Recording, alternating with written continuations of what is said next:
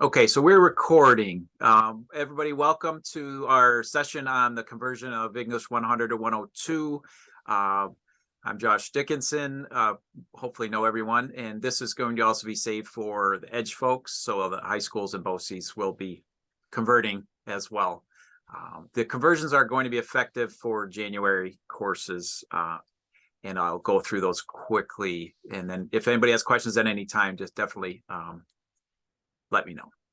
All right, so put up my screen here.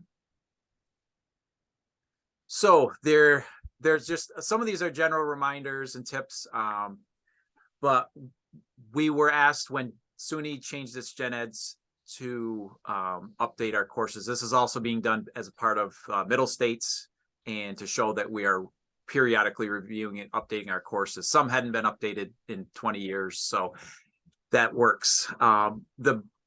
We did a 5-day workshop where we focused on these courses. That was in January, and the changes are effective January 23. So we've kind of been slow in doing this. We have not updated any of the rubrics. Mostly, we might tighten them up slightly. But if you have any input on that or have any rubrics or any ideas for bettering those, let us know. Okay, so a couple things. We've been facing retention rates that are challenging, students just not persisting, being overwhelmed at any number of reasons, whether it's the type of essay, the number of essays.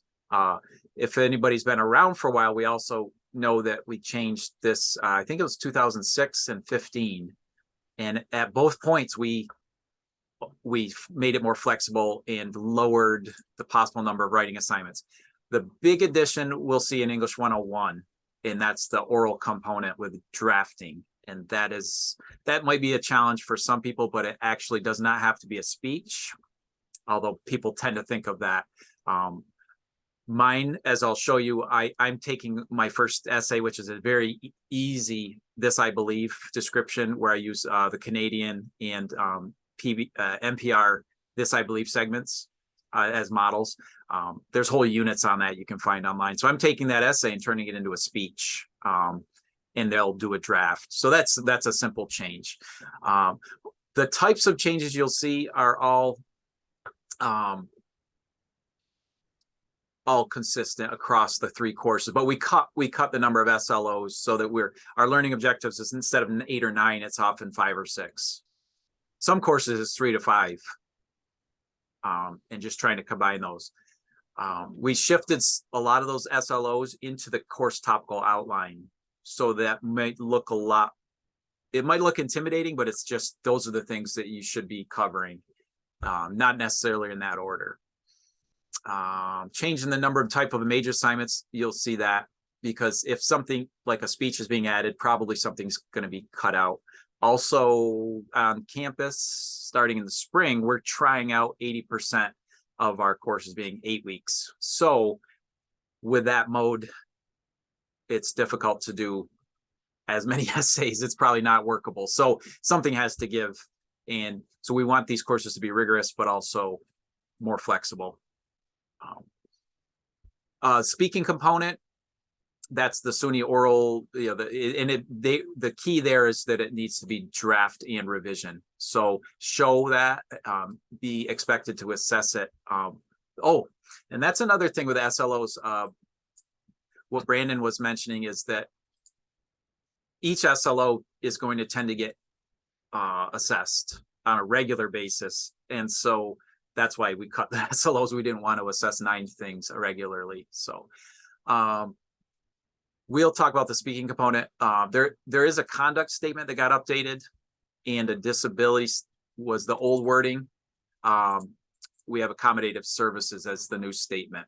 So those are kind of boilerplate statements to put into your syllabus, along with the other required areas. We did change some of the course descriptions and mostly shorten those.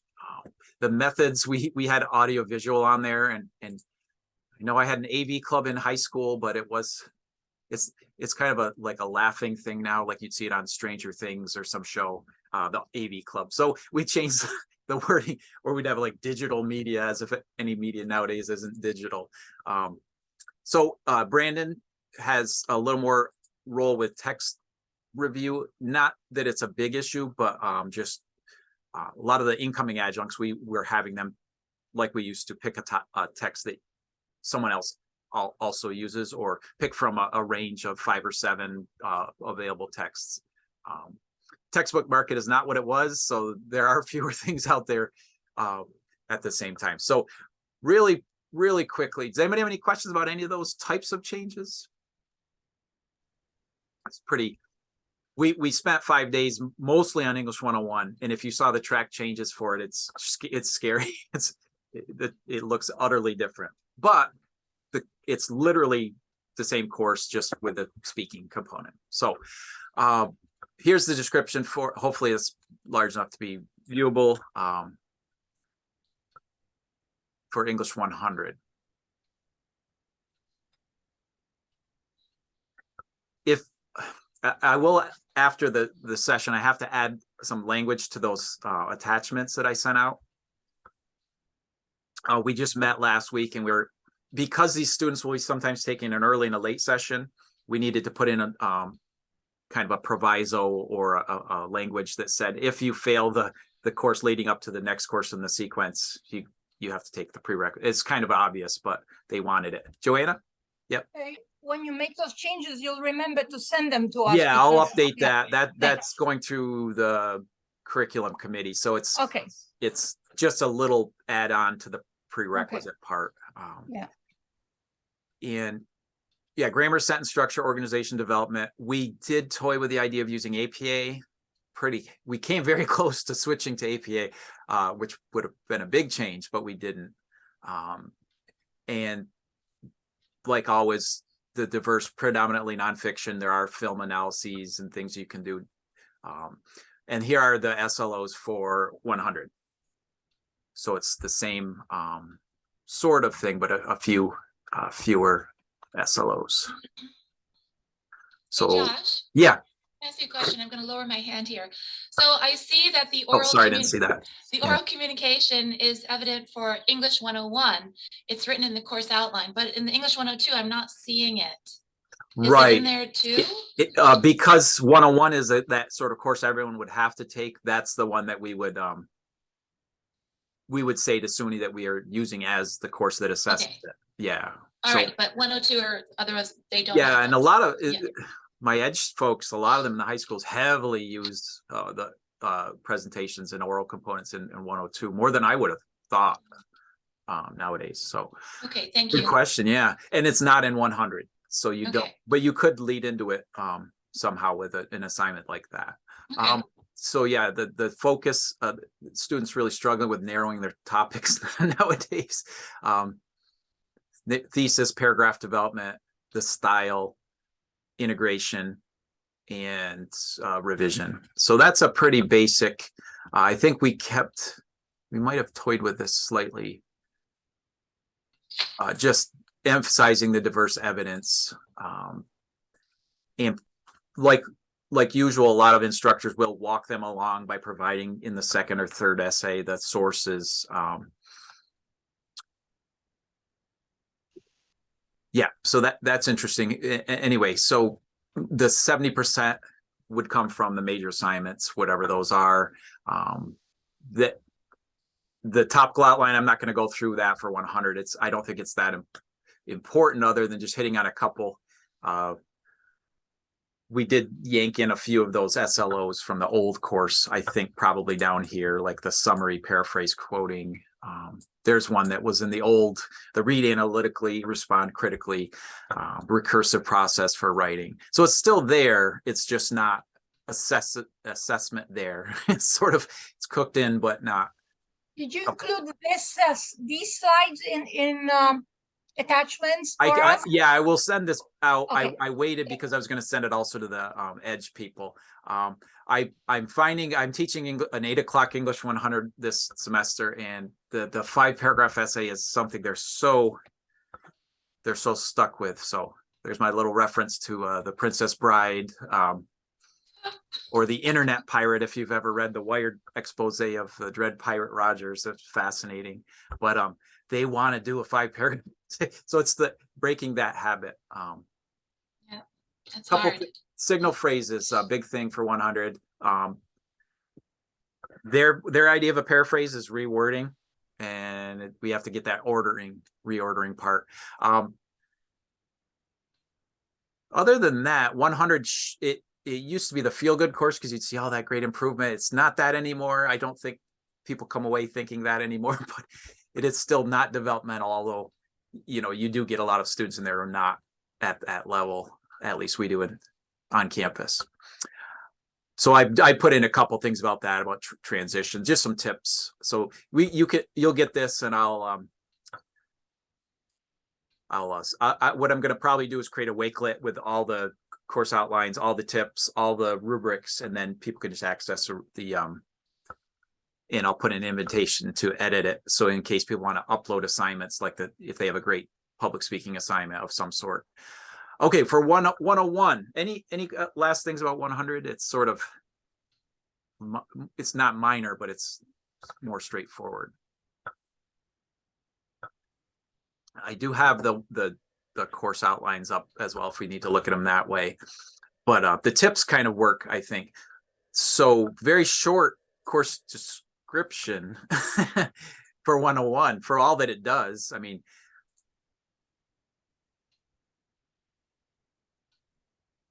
the information literacy awareness is another SUNY Gen Ed, but it's kind of, I can't remember what the old ones were, where it was a competency or something, where it was like, there was no one, like this course is not specifically going to assess that. It's sort of supposed to be infused across the curriculum. So, but we really do it, especially with disinformation and that sort of thing.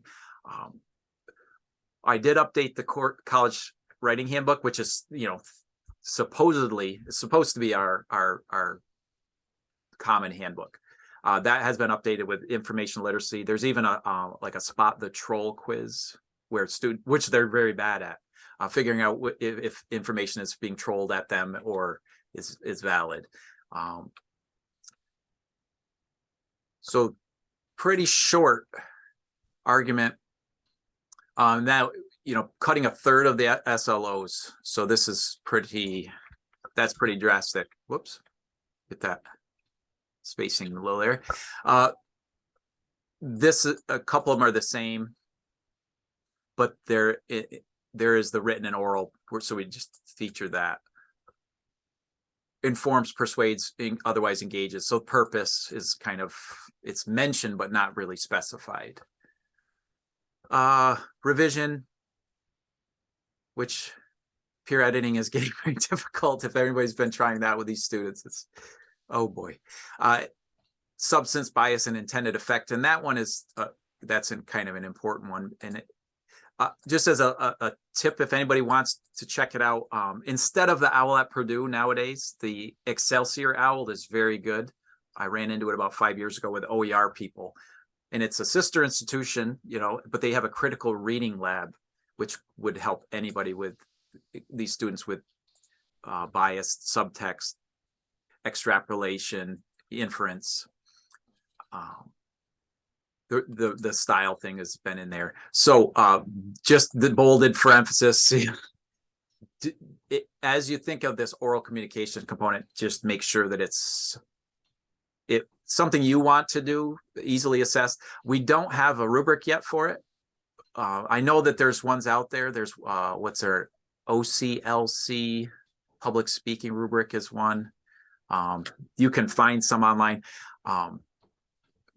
What some schools did, like SUNY Canton did this, they would show a bad speech and then they would have the students assess it and post it in a discussion board and that was what they were getting away with for oral component. And they would call it like writing in the spoken word or something. And it's like, that's not really authentic. So that'll change for them, I'm sure, as well. But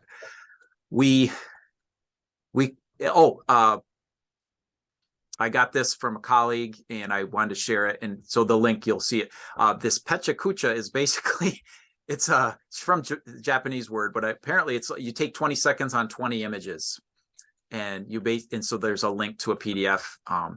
So the student would just, it's almost like this, I believe, or a self-description, and they only get 20 seconds per image, and they share 20 images. So that could be interesting. So I'll share that. I mentioned that this, I believe, I think that just is a natural, easy way to do that. But there are others. Anybody who's taught in the high schools, that's like, they have tons of those ideas. So I will put up like a Wakelet. I'll do that today, where people are welcome to upload their ideas or rubrics or anything. Grading breakdown, 70%. It used to be, well, remember back, it used to be 90%. And then you have to teach an online class where 90% of the grade goes toward the essays. So we switched it. It's down to 70 still, but of that 70, the oral could factor in as much as, well, 10 to 20 is the recommendation. So not huge, but not insignificant. Oh, so Josh, I have a question. Yep. So 20% is the oral, which is embedded into any assignment? It would be it could be a discrete, like separate assignment, as long as it shows a draft, the use of the process, like a drafting and final copy stage or final presentation. So it's of the total 70%. of the total, yeah, and that could be Right. more. Yeah, I mean, you could just make 90% in, so, but Yeah. at the minimum is 70 from essays and the oral Okay, component. thank you. Yep. So however you want to do it, it would work. There's a sample here. The remaining 30%, we just tried to list like other aspects.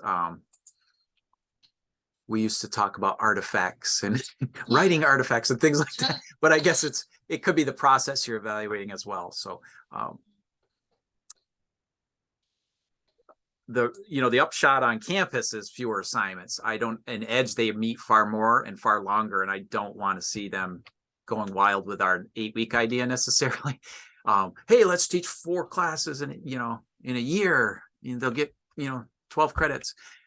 They can get up to 12 in English, which is interesting. There's that mention of the 80%, and it's a scheduling feature right now. So people are teaching, from January 23rd till March 16th or something. I mean, that's it. And then on to the next one. I don't know how it'll work, but we'll see. We had 4 people. Yeah. Mike, Christine, Brandon, and myself. And I mean, we spent about, 6-7 hours a day for 5 days doing the 101 mostly. So it was big. So that the topical outline for 101 will look pretty scary, just because it looks like there's a ton to do. And again, Joanna and I did this in 2006, where we created it. You do cause paper and effect paper. The third one you blend as a cause and effect, and it doesn't take much time because they have already, and we did a pro, a con, and then we did the argumentative. So I don't know if those sorts of things would work, where you kind of scaffold through your assignment, but it's probably something is going to get kicked out. I don't think we can do even 4 essays in 8 weeks. I'm amazed, Josh, that you remembered that. Oh yeah, I still That's use like tips for providing 16 commentary. years ago. Oh yeah. So everything's kind of changed, but same things like the aspects are in here. This ethical, that's kind of been added because of the climate we're in, where people don't realize that there is an opposition that has anything to say of positive value. So couple things with topic selections that are going to be the big one for these sorts of, as it always is, 101. Styles in here. It's a lot of 100 stuff as well. The research, ethical dimensions again, and that that's sort of, I think we might have used a little bit of the information literacy for that. We did put in here rhetorical analysis just to get people away from the only reporting or summarizing or reviewing is what we usually get, right? An essay. So we don't want to just do that, but look at the formal aspects and how they work. Fallacies are in here. So I'm putting my speaking component second, and they're going to do a rhetorical analysis then into this, I believe. So hopefully it'll, get sandwiched in there pretty well. Then I'm doing causal analysis and then the research project. That's going to be 8 weeks. It's about all I can manage. Points pacing are going to change, and be useful to see how people do this or what their reaction is, especially some of you have done the 8 weeks and you know how that works. Anything else on 101? I have a question, Josh. All right, so you just described, so you're doing 4 assignments. And Right. so I'm already paring down 5 to 4. And so what you just verbally described a few moments ago, where you do, cause and fact. So one of those would be the oral component, and you would treat that like an essay, but they would verbalize it to you. Right. So Yeah. on campus, I'm going to have a lab. So they're going to meet for 2 hours, Monday, Wednesdays, and Fridays. So weeks 1 and 2, they're going to do the rhetorical analysis. So I'm going to literally have to have them do that pretty much all in class, or mostly. So the first 2 weeks of class, end of that second week, an essay is going to have to be due, because it'd be like the end of the 4th week in a regular session. And then I'm doing only a 1 week oral. This, I believe, listen to a few, draft it, midweek draft goes through, and then just do a quick revision. They're going to upload performances. Now I'm just having them upload them to Wakelet as a choice, or they can actually perform it in front of their peers. So it's going to be a quick and easy 1 week thing. And by the end of the 3rd week, they've already done 2 major assignments, which is kind of dizzying. But then they're going to have only 2 weeks to do the cause, and then they're going to have only 3 weeks left in the course to do the research project, which usually takes a month. So we are. So of those 4 assignments, Josh, 3 of them are hardcore MLA format. Yeah, right. Totally written, right? Yeah. And, wow. And that's a good point you make, because you could have it where, like let's say I didn't want to do that. Let's say I only want to have 3 assignments. I could do that rhetorical analysis and give it a full 3 weeks, which would be like 6 weeks, be pretty long. But it would give them time. And say as a part of that, I had them pull out their intro, conclusion, and maybe do some kind of reflection on it. You can do a number of things with it, and then revise those with an oral component in mind.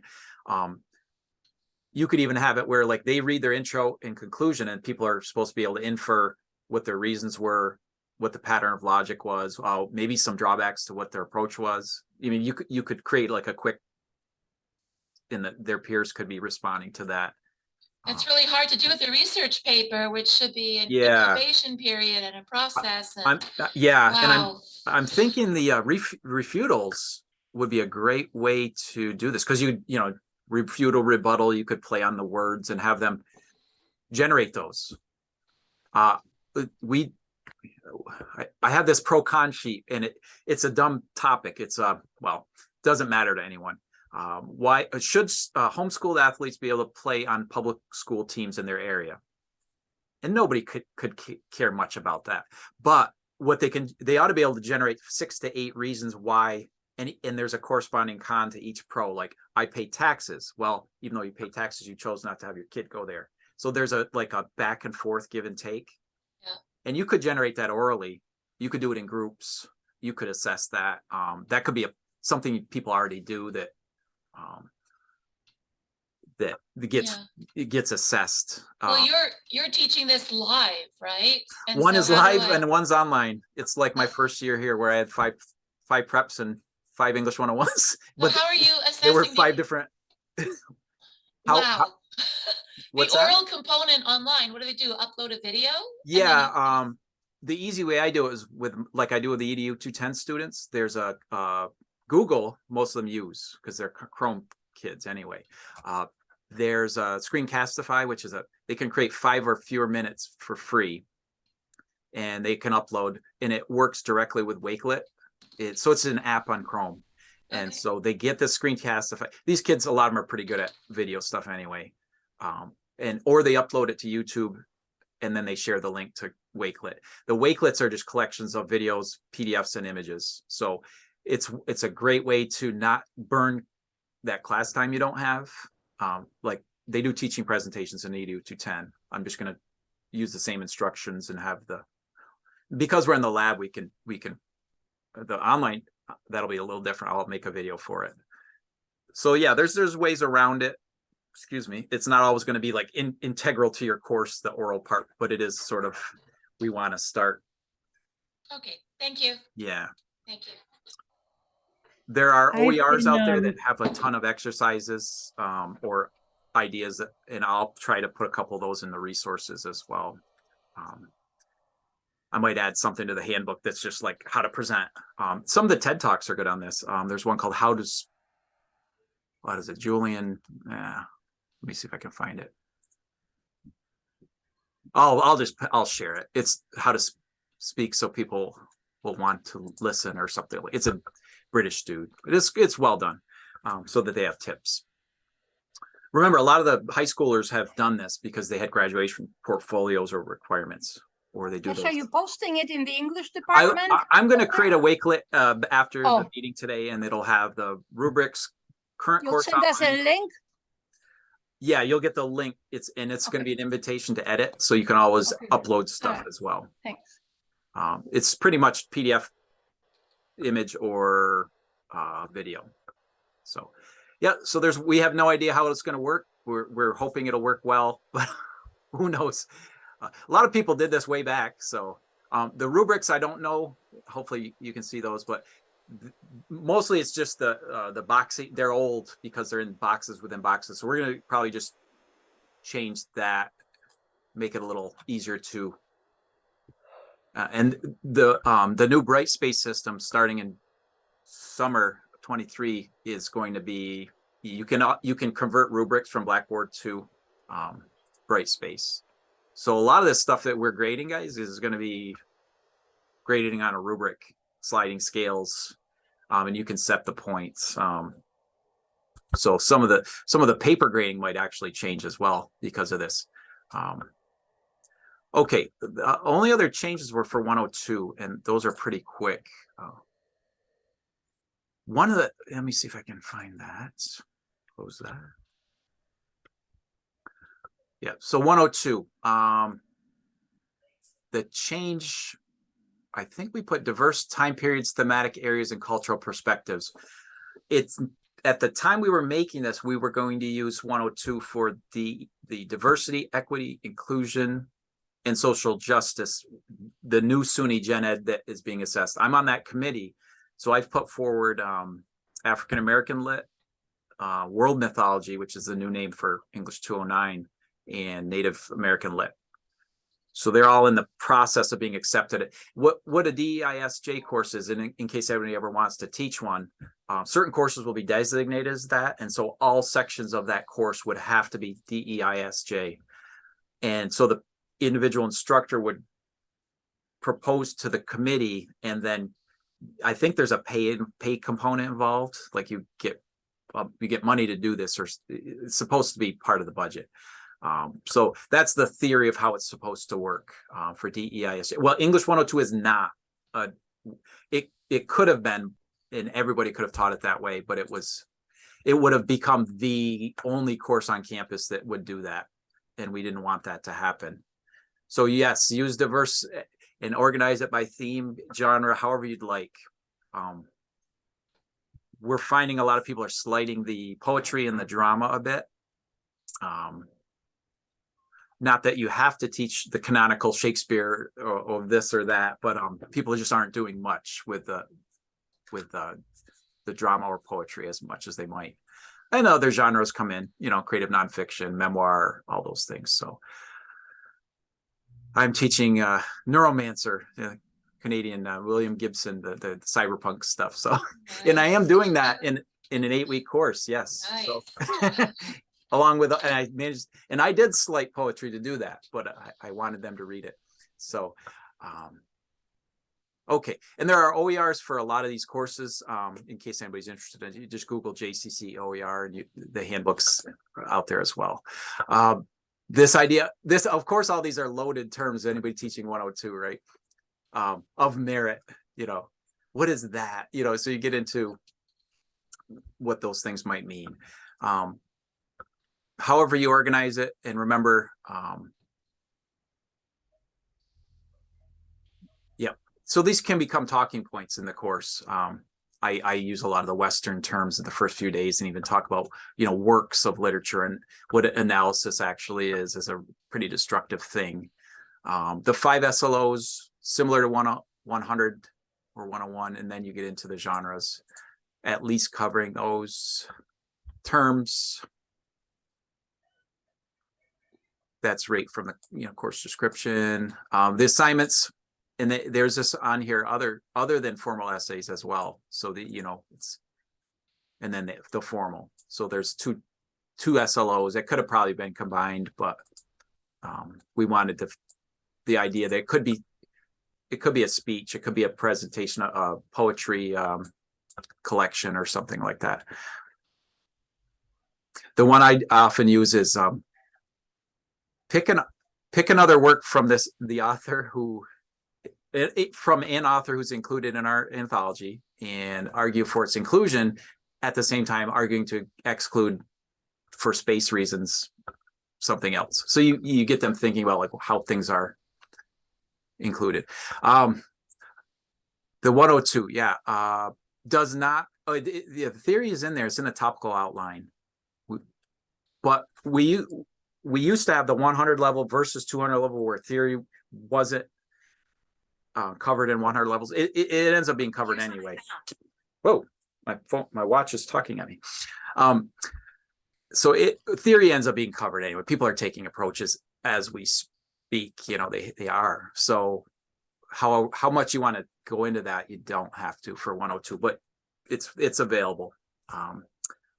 So pretty, again, 102, 100 are pretty baggy courses in that you don't have any specified assignment other than the essays, but you're free to do what you'd like. A lot of this went into the topical outline. There's the critical approaches. So that's, and then I'll send everybody this, and there's the conduct statement and the accommodative services, which say you had a long-term absence, they're supposed to go through accommodative services and it keeps their privacy. So it's a good way to, have them go through the college procedure to do that. So those are our big changes. They're not so big, not so mighty anyway, but it is going to be challenging with the time element. We know our students they'll go, oh, what's my first language? So why am I having to do? I'm just going to perform what I already do well, right? And that's not going to work with the pace that's going to have to be set. And they tend to do our work last, right? So at least I think so. Can you hear me? Yes. Okay, I wasn't sure. Yep. I've been at Fort Drum for like 30 years now, so Right. we've always had that 8-week window, and I'll tell you what, it separates the men from the boys, I'll say, and just like right now, I'm in the 5th week, and one of the girls came up to me last night and says, "Mrs. Demo, the class is getting smaller," and I said, "Yeah. It usually tends to do that, and some of them just can't keep up. But often the good part of that is they will come back to me the next semester. Either they've got too much going on and find out they can't take 3 or 4 classes. Plus, most of them are soldiers, and half are soldiers this semester, half are people who work. I only have a couple like stay-at-home moms that can get their work done in the daytime, Right. but I have them do, and it's not counted as a grade, it's counted as like an extra assignment kind of Mhm. on the side. I have them give a speech, and my reason I do this is because I tell them you're going to have to do this in other classes.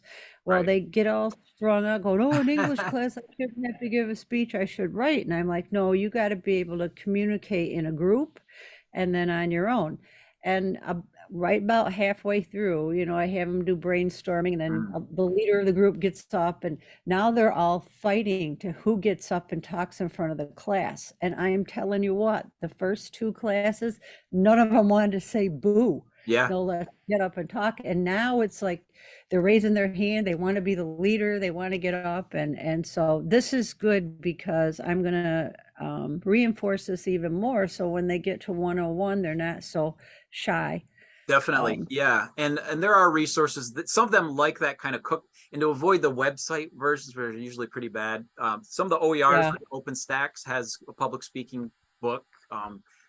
Okay. There are some strange ones out there. Tech, I don't know if you've heard of the OER. There's a famous one. It's called Lard Bucket. It was somebody at a publishing company who outed 100 textbooks just before they were about to be published. And legally, you can use them as long as you acknowledge where it came from. So what the publisher did was renamed and took the author's information out of all the textbooks. But if you Google Lard Bucket list, Lard Bucket, like you're making a pie crust, lard bucket, it'll come up, and there's all these really good textbooks, and they are totally free, totally usable, as long as you say where it came from. And it's just this weird legal thing, but I've used those for there's a business communication and all sorts. So yeah, you can play on that and just get away from, or you can throw in some TED Talks, or who knows, how you want to do it. But yeah, there's a lot of variety, a lot of flexibility. Thanks for that, Cynthia. That's encouraging. Yeah, I remember teaching there in 1999 or 8, and I was teaching mythology, and it was before the ed building was built, and there were like posts in these rooms. It was like a bowling alley, and they love to do their PowerPoints. Again, this was before like 9/11 and the Iraq, the Iraq War PowerPoint. If you've ever seen that slide, greeted as liberators. No, not quite. But they love their PowerPoint. So I had a guy do one on the Incan suicide god. I mean, I thought I knew mythology, and then this guy pulls this out. It was this whole involved thing. They love that. So yeah, the soldiers definitely do. So Yeah, those rooms were crazy rooms with those posts in them. It's like you oh couldn't yeah, the posts sit were like anywhere. And some rooms didn't have desks. They just had they yeah. had to take their notes and work on their laps. And Yeah. oh my I gosh, it teach was over there insane. now, and you'll go to the library and we're like, can I bring my class here? No, not really. And it's like, well, what's it for? You're like, come on, let me in. But yeah, it's strange over there sometimes. Okay, well, what I'll do, I'll create a Wakelet. I'll upload all the updated syllabi. Just trying to get people thinking of these, and I'm sure things will come up. Feel free to ask those, and we can post some and follow up. Hopefully this is substantive changes, but it does change 101 quite a bit as far as like what you can do. I think, but if you have ideas for the rubric, that's where the changes really could show. It's a pretty long rubric. We're probably going to combine a few areas without kicking too. How can you kick some of the stuff out? So, Josh, one quick question. Yeah. I'm looking at the 102 under the evaluation, Mhm. and I see there. Oh yeah, that's wrong. Thank you. It says 30% from Yes. oral analysis. Yeah, I did talk to Brandon about that. We're gonna update the example. It was only supposed to be an example, and I think it is it 60%? Where's the one? Essays and exams, and then 40% Yeah, it's from a right mix. here. Whoops, sorry. Yeah, this part right here. So the wording was, it was only supposed to be an example, and it got put in there as if it had to be 30-30, and it's not. So this part is accurate. It'd be like this. Okay, but look at the next bullet down. Yep. It says 30 points from oral analysis. Is Yeah, that and option? that's another example of how it could go. I wouldn't, yeah, I'll see if we can maybe change that wording, because that doesn't have to go through the governance, because I think it's Okay, more of an okay. example. It's extraneous information, but it was not meant to be like you have to have a 30% of your course come from oral analysis. I was I think it was an wondering. example acceptable to the department or whatever it would be. So yeah, that both of those were. Thank Okay, you for you. good That's great. good eye there. That's a good catch. All right. Yeah. Thank you. Sure. Anybody have any other final questions, thoughts, or anything? Well, I appreciate your attention to all these syllabus matters and Thank you so much, Yeah. Josh. I'm Yes, so thank you. stressed. Yeah, and I'll send that right out. Yeah, just send it that as way- quickly as possible because it's November Oh yeah, it's 17th. yeah, Yes. yeah. New course is starting, so Right. great. Okay, well, Thanks. thanks everybody. Have a great afternoon. Thank you. We'll talk Bye-bye. later. Bye, everybody. Bye. Josh. Thanks. Thank Bye. you. Yep. Bye Bye-bye. bye. Yeah. Thank you. Ilka, Josh, bye. Bye, Josh. Yep. See you.